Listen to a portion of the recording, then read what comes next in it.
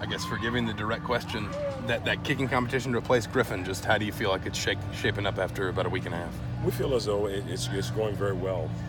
We know the thing that we're always trying to do from a competitive standpoint is make sure we can provide the winning edge. So every day of practice, there's going to be some form of competitive situation that we're going to see who's going to thrive in those scenarios. So the 4 guys that have been here, we've been very pleased with how things are coming thus far.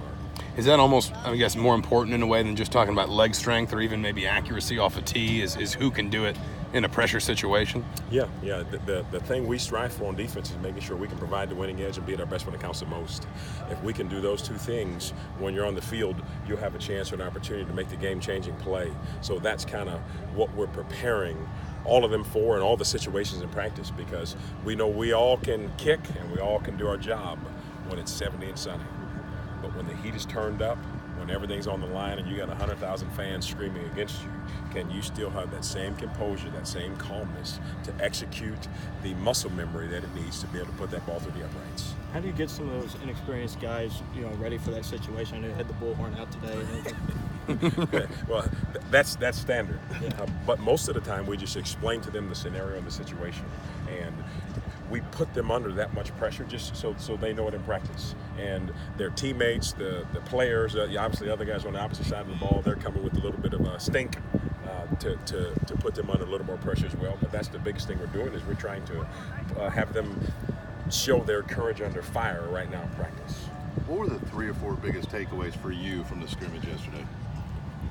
From a special team standpoint, or just with those guys, that our competition is very healthy, especially from a punting standpoint.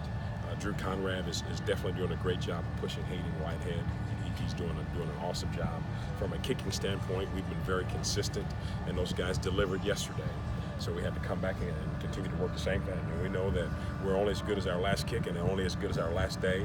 So each day is a new day. We have to continue to thrive in those moments.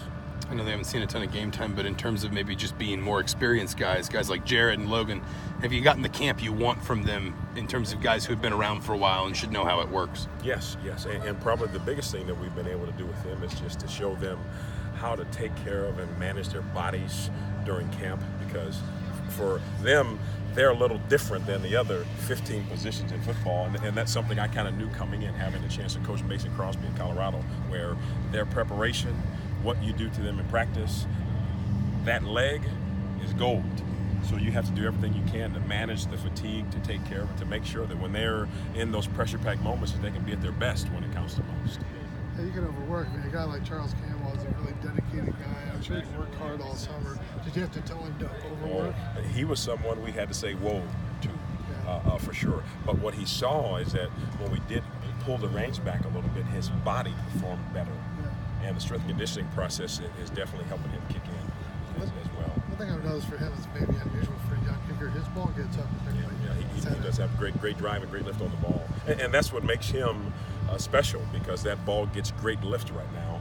And individuals up front, if the PAT field goal or the field goal block unit, if they do get pushed, he can get enough lift on the ball to where the ball's got a chance to get through the uprights. Just how different has this been for you with a new group to coach this year? It's been very good. The thing that we're always doing in coaching is we're always trying to change and challenge and mold the heart. So no matter what the position, the player or that particular person, you're going to still treat it the same. From an effort, hustle, tackling, violent, aggressive standpoint, that's kind of that's taken the back seat. But still making sure that they're ready to accomplish their task when the ball is snapped, that will always be the same. And making sure that they're mentally prepared and mentally ready, because we know mental is physical is 2 to 3 to 1. We have to be ready there, and it's been a great transition working with them. Hey, Coach, since Coach Allen got here, he's really emphasized special teams. What has changed or been emphasized even more by putting you full-time into that position? Probably the biggest thing is knowing that those guys have someone who's going to have great relationships with them, a great program to follow for them, as well as putting all of the other units together to where there's kind of one voice. That's been the biggest thing, and Coach Allen definitely knows that when you're a developmental program and you're going to be in so many close games, special teams is your edge often. most of the time in all your one-possession games, it's going to come down to special teams. Are you gratified that the 4-game rule for freshmen came in this year? Because that's going to flesh out your special teams a little bit more. Absolutely. But what that does, that just gives you added depth on all of the units.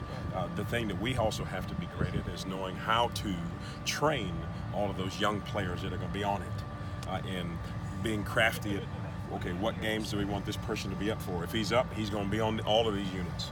So we've definitely had some great conversations and just trying to look outside the box.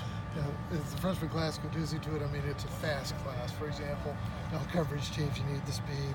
Are they going to be able to help you? Yes. When you look at the young players in the program, you see length, athleticism. You also see heart and dedication and preparation. When you have those things, you know that the program is ready to continue to take the steps. Alan said that he wanted to make the QB decision about a week before the first game. Do you have a timetable when you want to make the decision on the kicker? I think we'll probably be in that similar timetable, because we know my goal is to make sure no matter who we choose, they're going to be ready and they're going to be prepared. That's the one thing that we told Coach Allen. We're going to be confident in who we put out there, and the next man is going to be ready, because you never know how things go during a game and during a season. So we're going to feel confident with who we put out there at the right time. Purdue rotated their kickers last year. Is that something that you guys would consider doing also? Yeah, depending on the situation, yes. And that's something that I have observed and experienced when I was in college. In the Big Ten, we had 2 kickers. We had someone who kicked kind of your mid-range to short field goals, and someone who kicked your long field goals. Thanks, Coach. Coach, appreciate it. Thank you. I appreciate it.